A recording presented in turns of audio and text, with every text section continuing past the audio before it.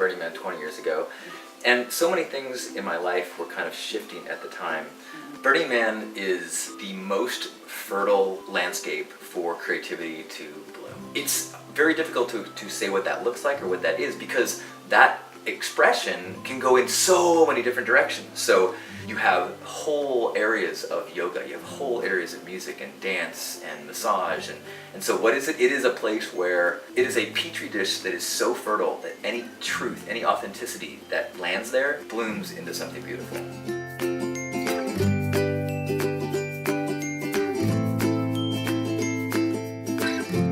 So my first Burning Man was 1998.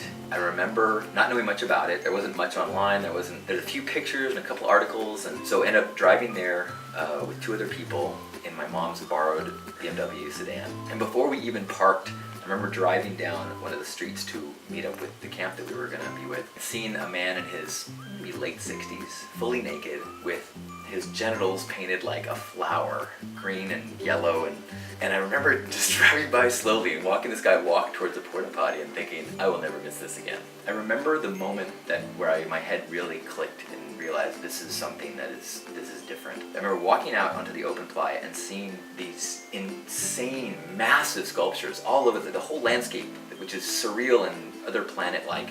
And then you see these sculptures, they're huge. And I remember going to my friend who had invited me and saying, so wait, who pays for all of this? Like, are all these artists, is this all, does the ticket price go? And he's like, oh, no.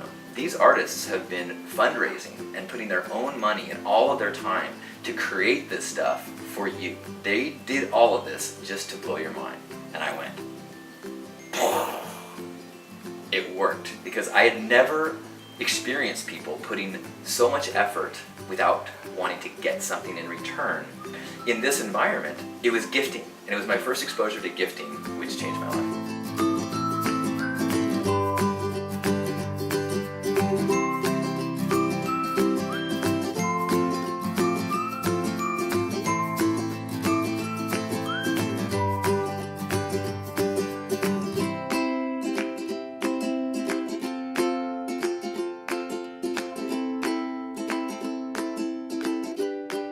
One of the beautiful things about Burning Man is that it is a do-ocracy, meaning if there's something wrong, you are empowered and expected to fix it. So what I want to bring to Burning Man is I want to create a camp that is more about pink love, the lessons of integrity and expression that I learned from my grandfather and from Burning Man. So Pink Heart became a place where we could express that. Hug Nation is a weekly live broadcast that I've been doing over 15 years. It began as a response to 9/11. There was this moment of camaraderie that the globe was kind of starting to express, and then we really got pushed as a nation into a narrative about us versus them. I was also super intoxicated on the power of the internet and how the internet was allowing us to be so connected to people all over the world. I'm like, so wait a minute, this old narrative of us versus them that we're trying to be fed right now, it doesn't fit anymore.